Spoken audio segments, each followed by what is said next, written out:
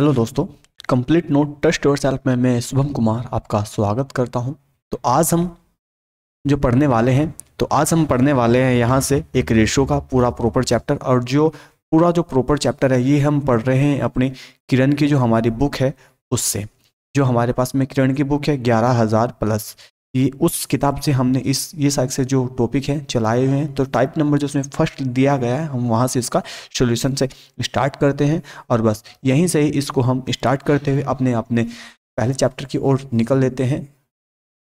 तो चलो आइएगा हम पढ़ते हैं अपने आज के पहले क्वेश्चन की ओर। तो पहला क्वेश्चन जो हमें बोलता है वो क्या कहता है कि तीन कक्षाओं के जो विद्यार्थियों का अनुपात है, मैं मानता हूं कि हमारे पास में जो रेशो है वो A20 प्लस है हमारे पास में ABC, और जो ये हमारे पास में रेशो है वो किस में दिया गया है, हमें इस प्रकार दिया गया है।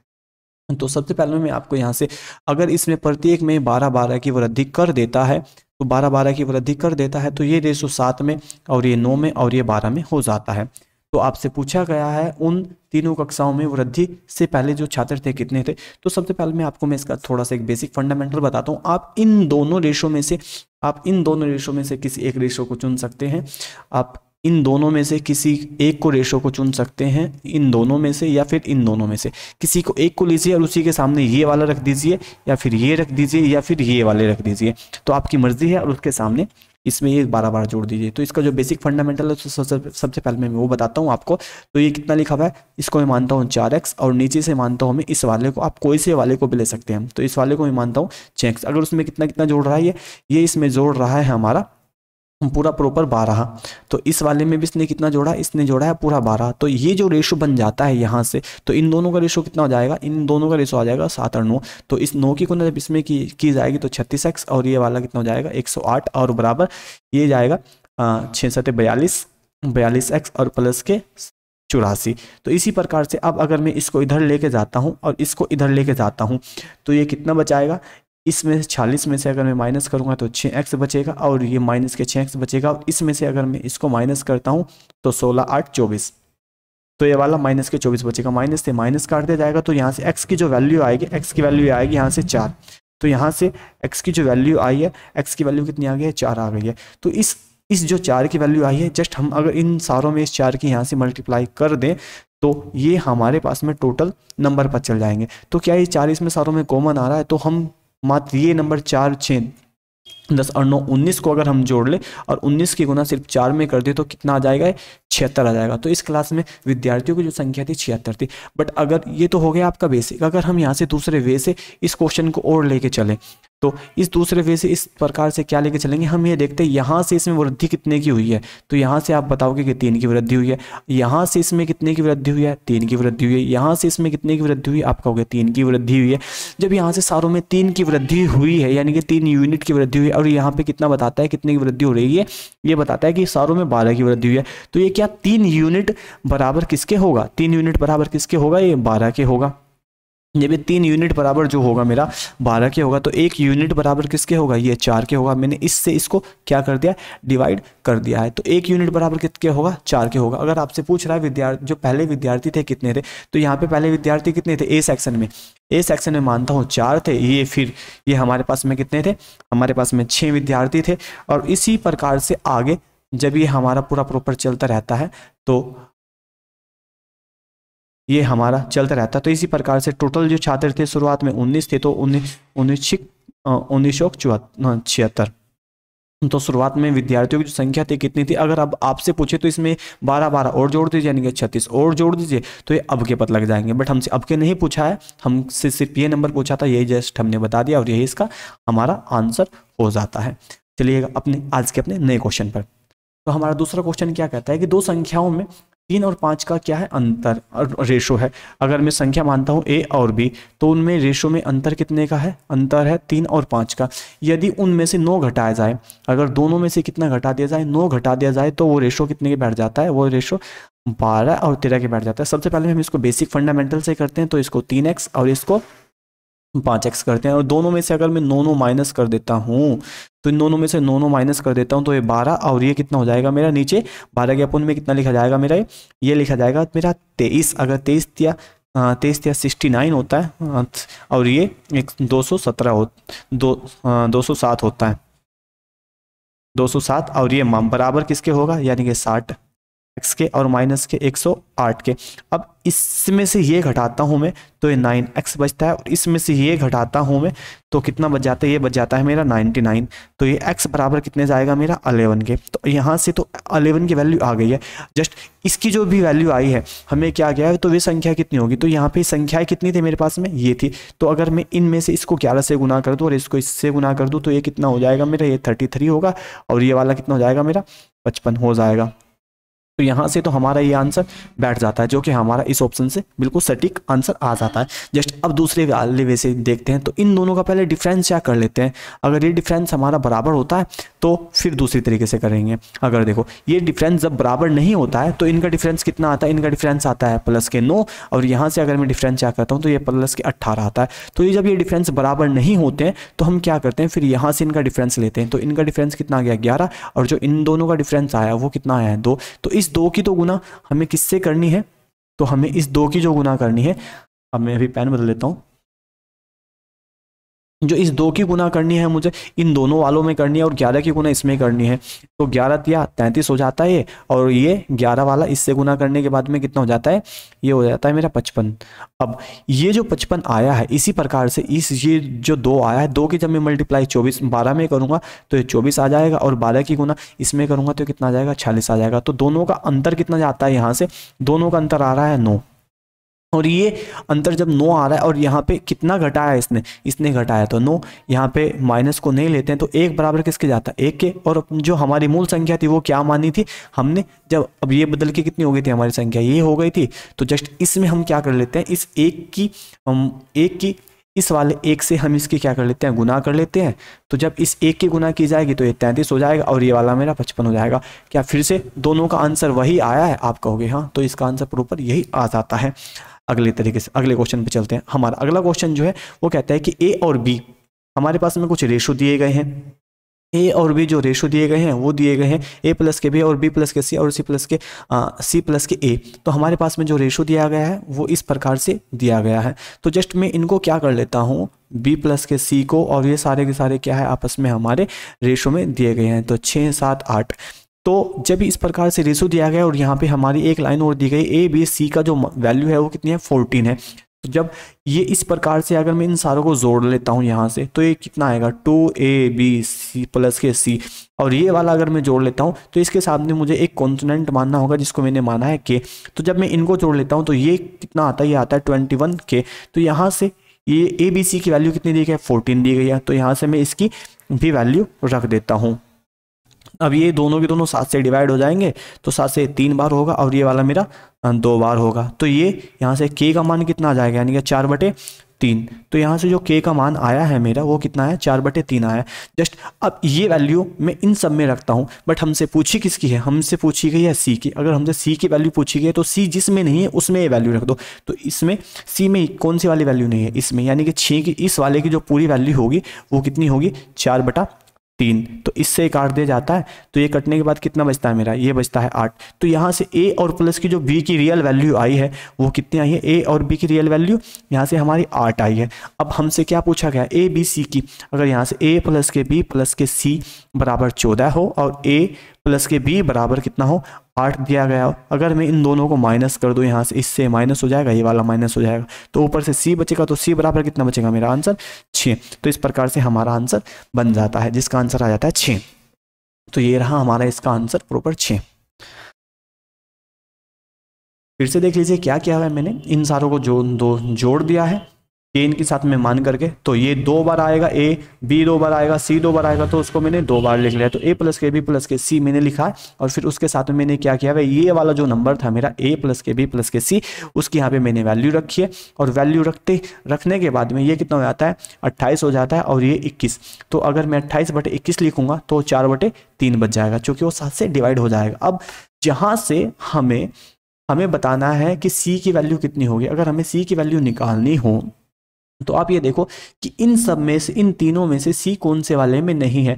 तो जिसमें भी c ना हो, तो जिसमें भी हमारे पास में c ना हो उसमें उसकी वैल्यू रख दो। तो मैंने इस वाले पोर्शन में क्या रख दिया, c की वैल्यू रख दी है। अगर मैं यहाँ से इसको पूरे को यहाँ से काट देता हूँ तो ये पता चल जाएगा कि इस 3 से जब मैंने इसको काटा है तो कितनी बार कटा है, ये हमारा पूरा पूरा 2 बार कटा है। और 2 की गुना जब मैंने इसमें कर दिया तो ये कितना आ गया, a प्लस के b की वैल्यू यहाँ से 8 आ गई है। और जस्ट इस पूरी समीकरण में अगर मैं इसका मान 8 रख देता हूँ तो इसमें से अगर इस पूरी समीकरण में इन दोनों का मान मेरा 8 है तो 8 अगर मैं इसमें से यहाँ से माइनस कर लूँ तो क्या बचेगा मेरे पास में, c बचेगा। और वो वैल्यू कितनी आ जाएगी मेरे पास में 6, जो कि हमारे पास में आंसर क्लियरली आ जाता है।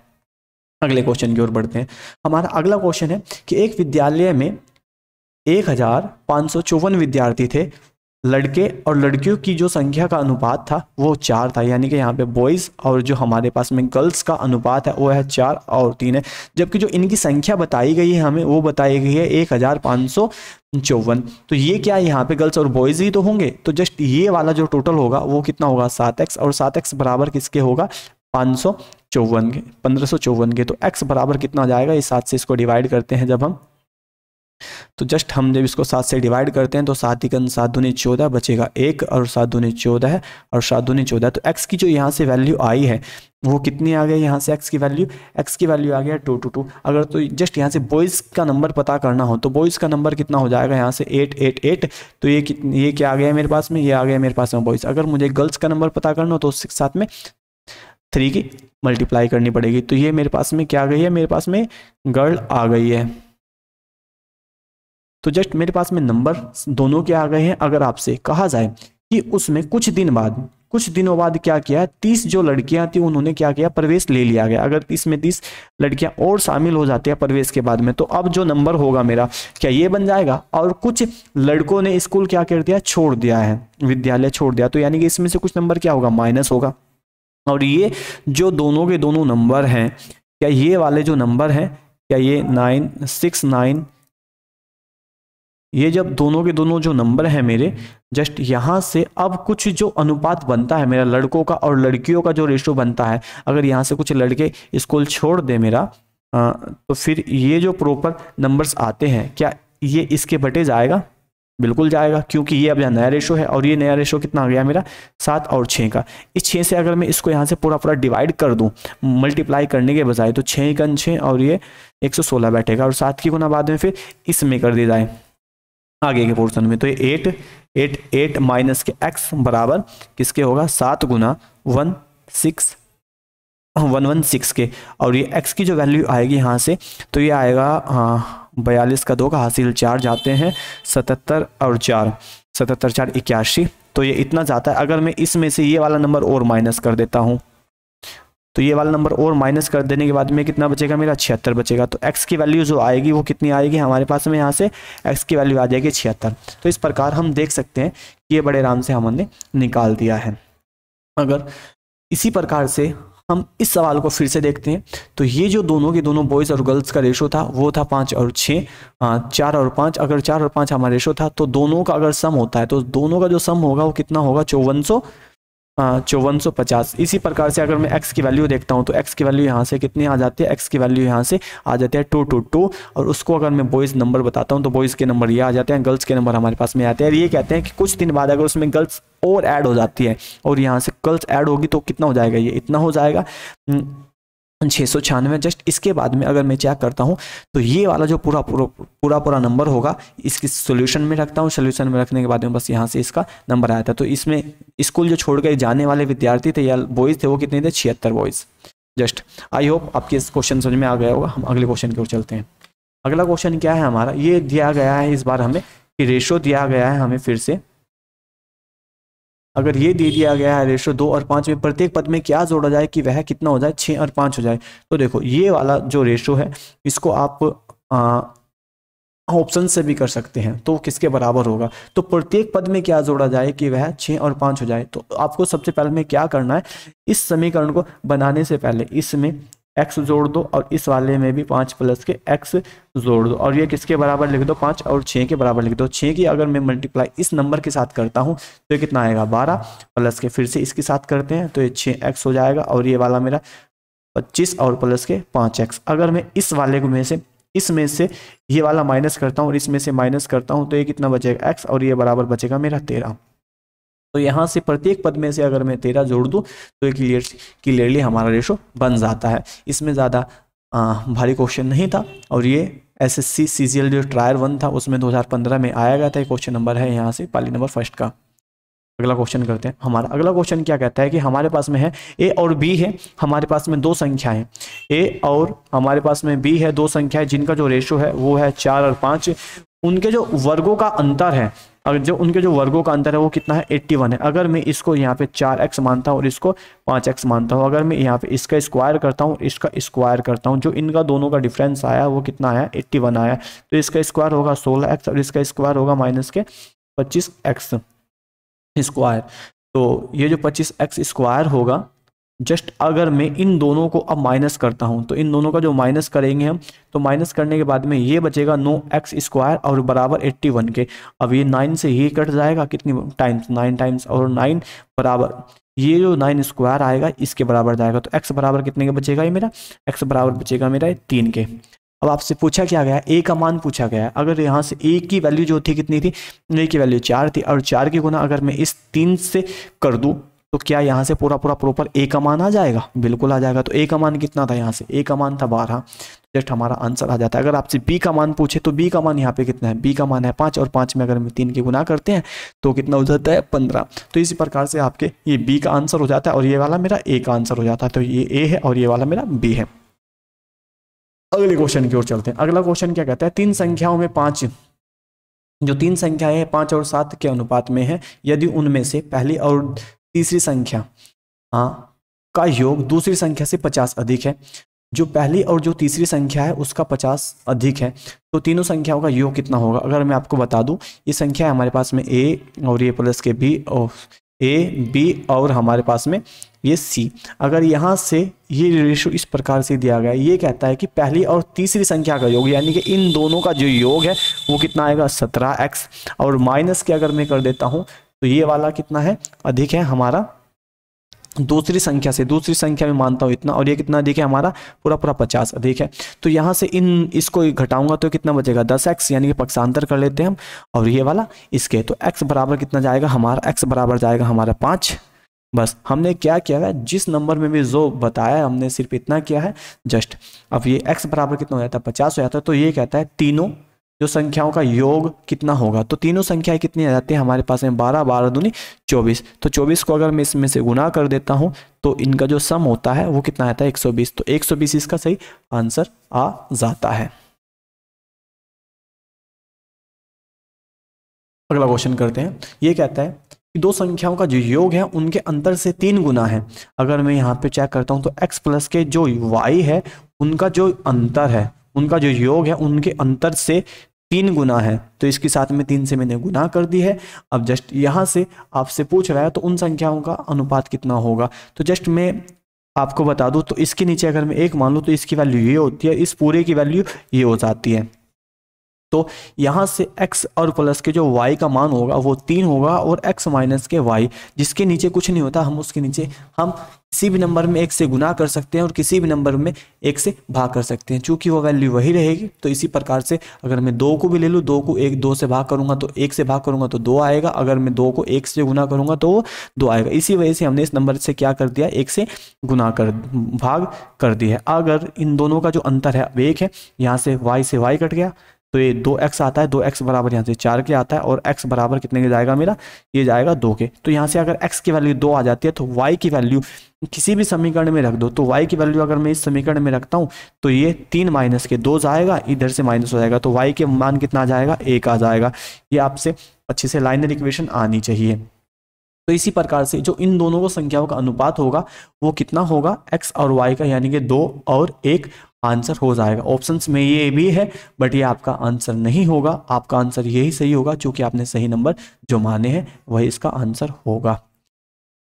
आई होप मेरे द्वारा ये किया गया क्वेश्चन आपकी पूर्ण रूप से समझ में आया होगा। अभी हम कुछ और क्वेश्चन करने वाले हैं। तो अगला क्वेश्चन क्या कहता है हमें कि 432 विद्यार्थी वाले एक स्कूल में लड़के और लड़कियों की जो संख्या का अनुपात है वो कितना है। अगर यहाँ से हमारे पास में बॉयज़ और गर्ल्स का जो रेशो है वो है 5 और ये 4 है जस्ट, तो इनका जो सम होता है वो कितना होता है 9 होता है, और ये जो 9 है वो किसके बराबर होता है, वो होता है 432 के। तो यहाँ से अगर मैं 1 की वैल्यू काटूँ या 1 यूनिट की वैल्यू निकालता हूँ तो ये इससे डिवाइड हो जाएगा कितने टाइम्स ये 4 टाइम होगा, फिर 7 बचेगा और फिर ये 8 टाइम्स, तो ये 8 टाइम्स हो जाता है। अगर मैं इसकी 48 की गुना यहाँ से इनमें प्रत्येक नंबर्स में कर देता हूँ, 48 की गुना अगर मैं प्रत्येक नंबर में कर देता हूँ तो ये कितना हो जाएगा 120, सॉरी ये हो जाएगा मेरा 240। अगर यहाँ से इसकी गुना फिर से इसमें 80 में कर देता हूँ तो ये कितना हो जाएगा 192।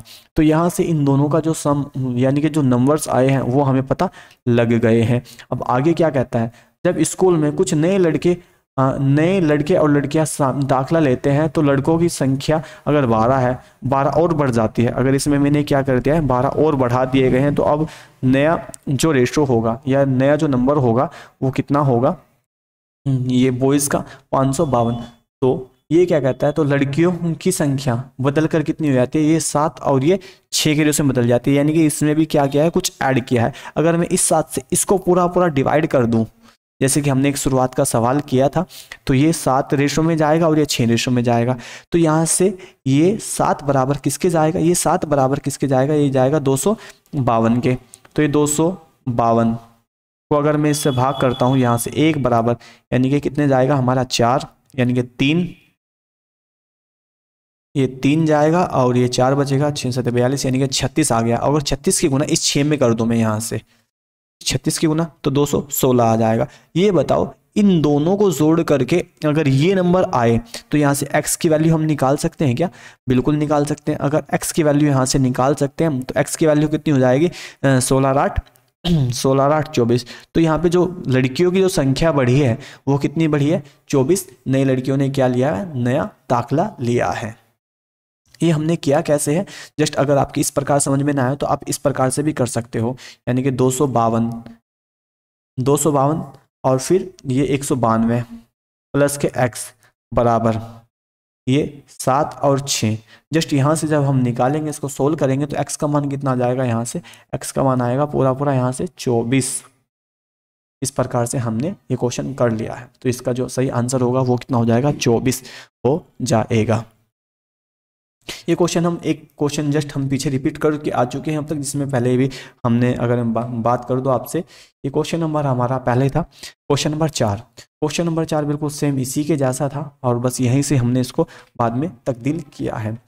ये वाला जो क्वेश्चन नंबर है, ये क्वेश्चन नंबर बिल्कुल 4 जैसा है। क्वेश्चन नंबर जो हमारा है, क्वेश्चन नंबर जो आज हमने 4 कराया था, ये सेम उसी के जैसा क्वेश्चन है।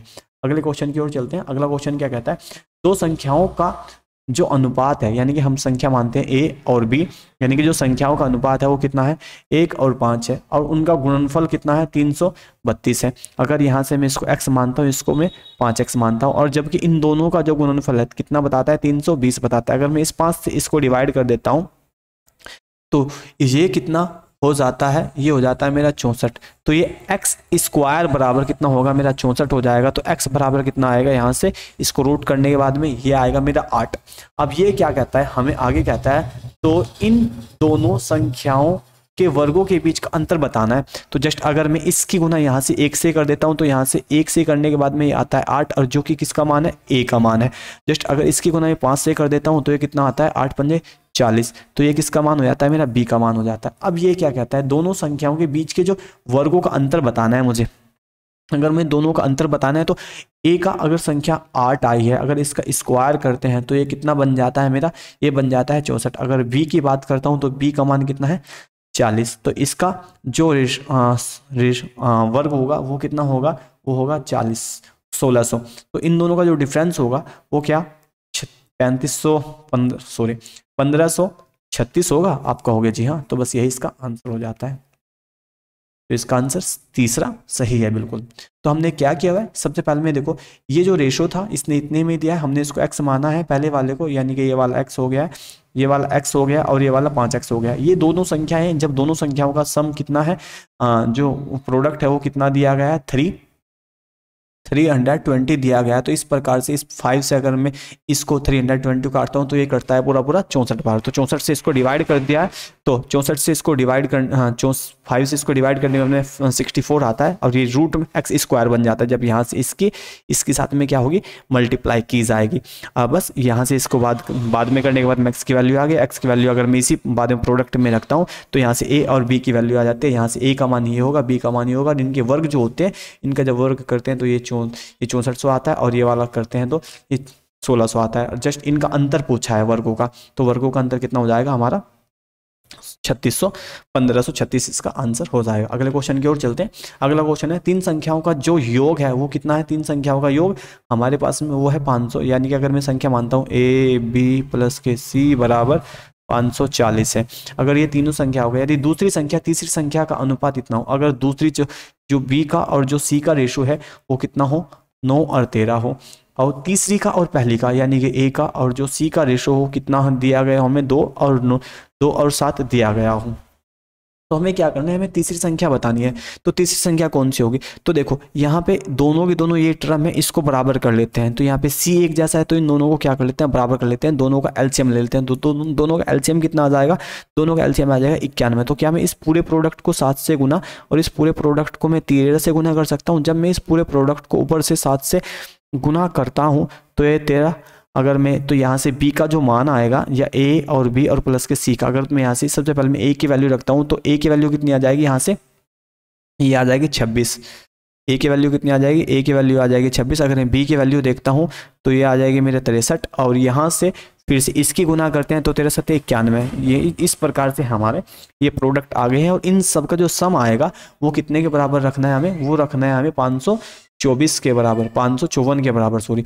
तो ये अगर मैं इन सारों को सम को जोड़ता हूँ तो 4 और 6 और 3 9 और 1 10 की 0 हासिल जाता है, 1 कैरी बन गया, 3 और 9 और 9 9 18। तो ये कितने के बराबर जाता है? 180 यूनिट के बराबर जाता है, जो किसके बराबर है? 540 की। चूंकि इनका जो सम है वो इसके सम के बराबर होगा, यहाँ से इसको यूनिट से निकालते हैं, 1 यूनिट बराबर, ये यूनिट वगैरह जो है वो मैं XY ही मानता हूँ, ठीक है। एक यूनिट बराबर किसके जाएगा? वो जाएगा मेरा 3 यूनिट के बराबर। अगर ये 3 यूनिट आ जाता है प्रॉपर तरीके से, तो हमें क्या बताना है? हमें तीसरी संख्या बतानी है कि तीसरी संख्या कौन सी होगी। और यहाँ पे जो तीसरी संख्या है वो कितनी है? तीसरी संख्या वो है 91। तो 91 से अगर मैं इसके साथ में मल्टीप्लाई करता हूँ तो ये आएगा 237।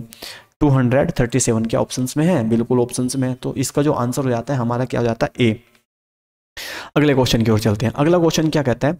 युद्ध से पहले किसी सेना में टैंक और प्लेन का जो अनुपात था, यहाँ से हमारे पास में जो टैंक है और जो हमारे पास में प्लेन है, हमारे पास में जो टैंक है और प्लेन है वो 5:3 में थे। अगर उस दौरान युद्ध के दौरान 1000 टैंक यानी कि ये समाप्त हो जाते हैं, तो जब ये 1000 टैंक समाप्त हो जाते हैं और 1800 प्लेन नष्ट हो जाते हैं, तो इस प्रकार जो उनका रेशो बचा है, यानी कि इन दोनों का जो रेशो बचा है वो बचा है 2 और 1। तो इस युद्ध के बाद उनकी संख्या बतानी है, टैंक की युद्ध के बाद जो टैंक के नंबर आए हैं वो बताना है। तो जस्ट इसकी गुना में इसमें कर दो, ये 5x हो जाएगा, क्रॉस मल्टीप्लाई कर देते हैं, ये मेरा 6x और ये वाला कितना हो जाएगा मेरा 1600 हो जाएगा। अब इसको अगर मैं इसमें से माइनस करता हूं तो x बचता है, और इसमें से इसको माइनस करता हूं तो ये कितना बचता है हमारे पास में 600 बच जाता है। तो इसी प्रकार से हमारा जो x की वैल्यू आ गई है वो कितनी आ गई? 600 आ गई। यानी कि इसमें मुझे 600 से गुना करनी है दोनों से। अगर मैं इन दोनों के 600 से गुना करता हूँ तो ये वाला पहले वाला जो आएगा, आपसे पूछा गया है टैंक पूछा है तो टैंक वाला ही है।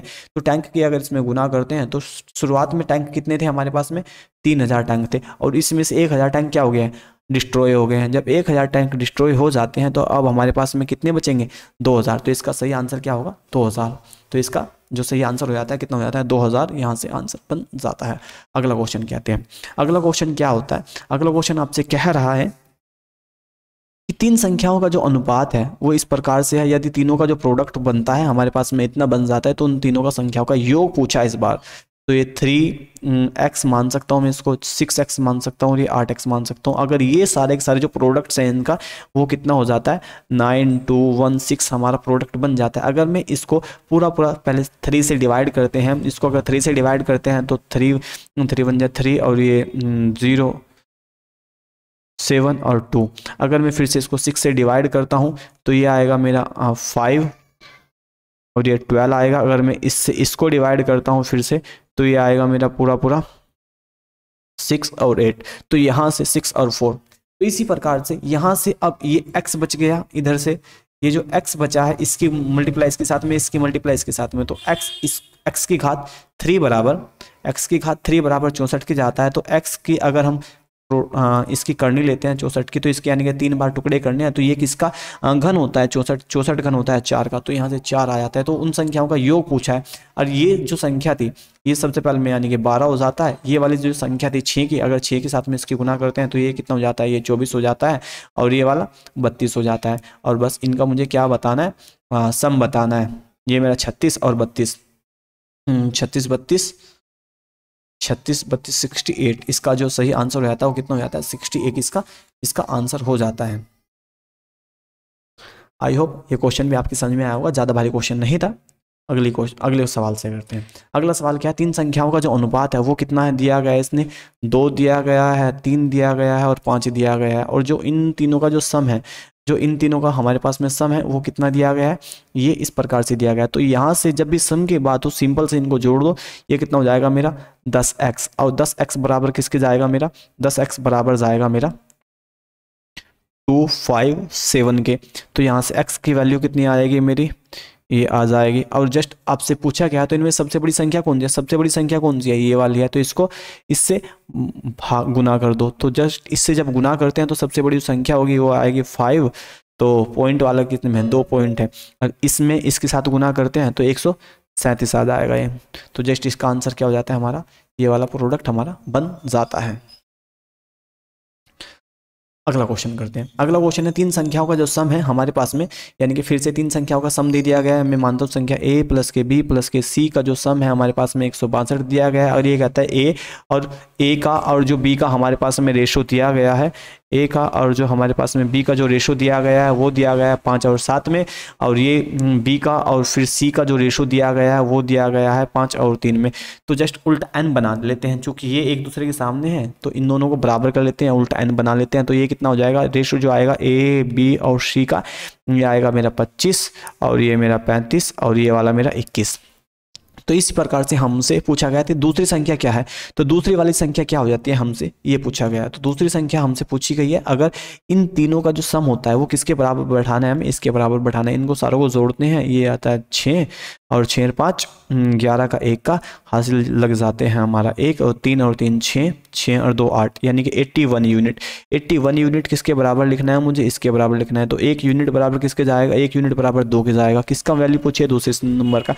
दूसरा नंबर क्या है मेरे पास में, यहाँ पे 35 है। और बस यहाँ से इन दोनों की मल्टीप्लाई करने के बाद में ये मेरा बी का मान आ जाता है 70। तो इस प्रकार से हमारा ये क्वेश्चन बन जाता है। ये जो रेशो बनाया है हमने, हमें उल्टा एन बनाना होता है, जस्ट बस वही हमने यहाँ पे उल्टा एन बनाया था, यानी कि ये वाला प्रोडक्ट। अब हमने क्या किया है, इसकी गुना इसके साथ की, बाद में फिर इसकी गुना इसके साथ की, बाद में इसकी गुना इसके साथ की। तो ये कितना हो जाता है, ये वाला होता है मेरा 25 बन जाता है, और ये वाला मेरा 35 हो जाता है, और ये वाला मेरा 21 हो जाता है। तो इस प्रकार से जो हमारे पास में कुछ प्रोडक्ट्स होते हैं वो यहाँ से बन जाते हैं। तो अगले क्वेश्चन की ओर चलते हैं अपने।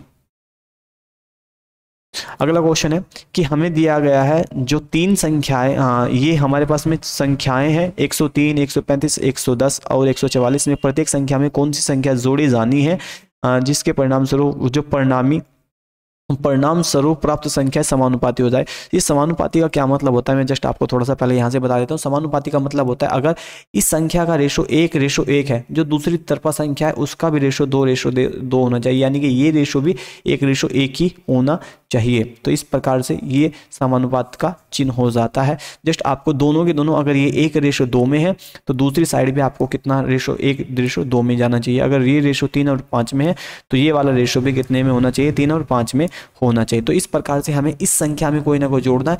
आपको बता दूं पहले जो बेसिक फंडामेंटल होता है, जस्ट मैं आपको पहले वो बता देना चाहता हूं कि इसका बेसिक फंडामेंटल किस प्रकार से होता है, फिर उसके बाद में मैं इसका जो वे है वो उस पे आता हूं। जस्ट अब ये क्या करना है, मुझे 103 के साथ में मुझे 135 लिखना है, या किसी भी नंबर को लिख लो आप, वही बात होगी। इसमें अगर मैं कोई नंबर जोड़ देता हूं, इसी प्रकार से 110 में अगर मैं कोई नंबर जोड़ देता हूं तो यहां से 144 में भी ये नंबर क्या होगा, मेरे साथ में जुड़ जाएगा। तो अब देखो ये इसके साथ में कैलकुलेशन थोड़ी टफ पड़ जाती है, तो आप ऐसा करो कि ये टफ ना पड़े, तो आप ऐसा करो इसमें नंबर जोड़ने स्टार्ट कर लो। तो मैं यहाँ से शुरुआत करता हूँ, यहाँ से इसी की स्टार्ट कर देते हैं। तो 12 को अगर मैं इसमें जोड़ता हूँ ऑप्शंस में, जस्ट अगर मैं 12 की गुना यहाँ से इस प्रकार करूँगा तो ये हमारे पास में जो ऑप्शंस बनेंगे तो वो किस प्रकार से बन सकते हैं वो आपको अच्छे से रख देना है। तो इसी प्रकार से अब अगर मैं, तो ये 115 हो जाएगा, जस्ट इसी में अगर मैं 100 फिर से ये 147 हो जाएगा, और ये वाला प्रोडक्ट कितना हो जाएगा, ये वाला मेरा 122 हो जाएगा, और ये वाला मेरा 156 हो जाएगा। क्या मुझे यहाँ से कोई रेशो चमक रहा है? नहीं, इससे तो मेरे कोई रेशो नहीं चमकता है। अगर मैं इसमें से देखता हूँ तो यहाँ से मुझे कुछ कट तो जाता है, बट ये 2 से कट जाएगा मेरा 61 बार, और ये 61 तो बाद में किसी से कटेगा नहीं। अब ये देखो ये 61 बार कटता है कि नहीं, तो यानी कि ऑप्शन जो बी है हमारा, ए ऑप्शन जो हमारा ए है वो खत्म हो जाता है। अब जस्ट मैं फिर से अगले वाला जो ऑप्शन है यानी कि बी की, इसकी प्रोडक्ट की बात करते हैं। तो ये कितना हो जाएगा 103 प्लस के 15, तो ये वाला कितना होगा 135 प्लस के 15, जस्ट ये वाला कितना हो जाएगा 110 प्लस के 15, और ये वाला कितना हो जाएगा 144 प्लस के 115। अब ये कितना हो जाएगा, ये 118 हो जाएगा, और ये वाला मेरा 150 हो जाएगा। अब इस वाले को देखता हूँ मैं, तो ये वाला कितना हो जाएगा 125 हो जाएगा, और ये वाला कितना हो जाता है मेरा, ये वाला हो जाता है मेरा 159। क्या 159 किसी से कट जाता है? ये 3 से कट जाता है, बट ये 3 से नहीं कटता। तो ये 3 से कट जाता है, ये भी 3 से नहीं कटता। तो इसी प्रकार से यहाँ से फिर से कोई रेशो नहीं बन पाता है, तो यानी कि ये भी ऑप्शन गलत। अब इस ऑप्शन को चेक करते हैं। तो ये वाला जो ऑप्शन है 103 प्लस के 9, और ये वाला कितना जाएगा 103 प्लस के 9 प्लस के 135 प्लस के 9, और ये बराबर कितना होगा 109। सीधा सीधा लिख देता हूँ मैं 109 प्लस के 153। क्या ये 17 से कट जाता है दोनों के दोनों? हाँ, ये भी कट जाता है 17 से। अगर ये 17 से कट जाता है तो कितना आएगा 17 से कटने के बाद में, और ये वाला कितने से कट जाता है, ये 114 हो जाने वाला है, सॉरी 112 हो जाने वाला है, और ये वाला 144 हो जाने वाला है। अगर मैं इसको 17 से काटता हूँ तो 17 से कटता है मेरा 7 बार, और ये करता है मेरा 9 बार। अगर मैं इसी तरीके से इसको चेक करता हूँ, ये मेरा 16 से कटता है 7 बार, और ये वाला कट जाता है मेरा 9 बार 16 से। तो क्या दोनों का रेशो सेम आ गया है हमारा? आप कहोगे जी हाँ, दोनों का रेशो सेम आ गया, यानी कि ये वाला प्रोडक्ट और ये वाला प्रोडक्ट क्या है, बिल्कुल सेम है। तो इसका जो सही आंसर हो जाता है वो कितना हो जाता है, वो हो जाता है यहाँ से इतना। आप इसके, ये बेस्ट ट्रिक होती है कि बस यहाँ से आपको इनका रेशो बनाना होता है। तो इसमें जो जोड़ा जाएगा, जो x की वैल्यू आएगी वो कितनी आएगी, यहाँ से हमारी x की आ जाएगी वैल्यू। ये हमारा इतना जो पोर्शन है पहले वाला, ये जो इतना वाला पोर्शन है, ये वाला जो पोर्शन है पूरा पूरा, ये जो पूरा पूरा पोर्शन है हमारा, ये बेसिक फंडामेंटल है, आपको इसी से करना है। बट इससे बहुत ज़्यादा कैलकुलेटिव हो जाएगा, तो आपको ऑप्शन रख देने ताकि हमारे क्वेश्चन बन जाए। अगले क्वेश्चन की ओर चलते हैं। तो दो संख्याओं का जो अनुपात है वो कितना है, 5 और 4 का रेशो है। यदि उनका जो सम है कितना है, अगर इन दोनों का जो योग आता है 9 यूनिट जाता है, और 9 यूनिट बराबर 180 के, तो 1 यूनिट बराबर किसके होगा, तो 1 यूनिट बराबर किसके होगा, 20 के होगा। तो दोनों संख्याओं में छोटी संख्या कौन सी है, तो छोटी संख्या कौन सी है इनमें, आप कहोगे 4। तो ये कितना होगा छोटी संख्या, बड़े आराम से 80।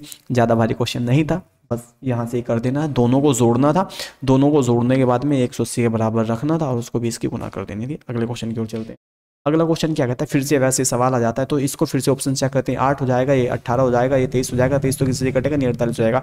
जस्ट अगर मैं यहाँ से ऑप्शन नंबर बी की बात करता हूँ, 10 हो जाएगा, 20 हो जाएगा, तो 10 और 20 तो बनता है। जस्ट दूसरा वाला भी देखते हैं, ये 25 और ये 50 बनता है। बिल्कुल रेशो 1:2 में आ गया, ये वाला भी 1:2 में आ गया। नहीं तो जो इसका बेसिक फंडामेंटल है, वो बेसिक फंडामेंटल यही है कि 17 प्लस के x जोड़ा जाए, और ये वाला 22 प्लस के इसमें भी x जोड़ा जाए, और ये 47 प्लस के इसमें भी x जोड़ा जाए। तो यहाँ से जो वैल्यू निकल के आएगी वो कितनी आएगी, यहाँ से 3 आ जाएगी निकल के, जैसे कि अभी इसमें अभी जोड़ा है हमने। अगले क्वेश्चन की ओर चलते हैं हम। अगला क्वेश्चन आज का जो हमारा लास्ट क्वेश्चन है इस पेज का, किरण की बुक का, ये कहता है कि हमारे पास में 2 और 3 का जो रेशो है उसमें पहली संख्या में से अगर 50 घटा दिया जाता है और दूसरी संख्या में 50 जोड़ दिया जाता है, तो जो उसका रेशो हो जाता है वो कितना हो जाता है, 1 और 4 हो जाता है। तो उनकी जो मूल संख्याओं का जो योग है वो बताना है। तो आपको इसको बेसिक फंडामेंटल से ही करना है। तो बेसिक कैसे होगा, तो आपको ये 2x मान लेना है, और ये वाला मेरा 3x। अगर इसमें से मैं 50 माइनस करता हूँ और इस वाले में मैं क्या करता हूँ, 50 प्लस के कर देता हूँ। जब मैं इसमें 50 प्लस के कर देता हूँ तो ये रेशो कितने में पहुँच जाता है, 1 4 में। अगर 4 की गुना इसमें की जाए तो ये 8 हो जाएगा, और ये माइनस के मेरे पास में माइनस के पूरा पूरा 200 हो जाएगा, और ये वाला मेरा 3x और प्लस के मेरा 50। अगर 200 को मैं इधर लेके जाता हूँ, 3 को मैं इधर लेके जाता हूँ, तो ये मेरा 5x बचता है और ये वाला मेरा कितना हो जाएगा, 250 हो जाएगा। और ये x की वैल्यू यहाँ से कितनी आएगी, हमारे पास में 50 आ जाएगी। अगर ये x की वैल्यू हमारे पास में 50 आ गई है, अब आपसे पूछा क्या गया है, उन संख्याओं का सम पूछा गया। और सम कितना है यहाँ पे आपका हो गया सर जी 2 और 3, तो 2 और 3 कितने होते हैं 5। अगर 5 से इसकी गुना कर दूँ तो कितना हो जाएगा 250, इसका आंसर बन जाएगा। तो इसी प्रकार आपको अगर मेरी ये क्लास अच्छी लगी हो तो मुझे सब्सक्राइब ज़रूर करना और मेरे चैनल को ज़्यादा से ज़्यादा प्रमोट करने में मेरी मदद करो दोस्तों। मैं आने वाले सभी के सभी वीडियो आपके सामने जल्द ही पेश करूँगा और इस टॉपिक की, ताकि हमारा जो रेशो का हमने किरण की जो बुक स्टार्ट की है 11,000 प्लस, उसके सारे के सारे क्वेश्चन मैं आपके सामने लेके आ जाऊँ। तो हम मिलते हैं अपने नेक्स्ट वीडियो में। तो मैं MA Shubham Kumar complete note Shubham Kumar trust yourself में आपका फिर से धन्यवाद करता हूँ अपनी इस वीडियो को देखने के लिए। तो हम जल्दी मिलते हैं आपको अपनी नेक्स्ट क्लास में। Thank you, bye.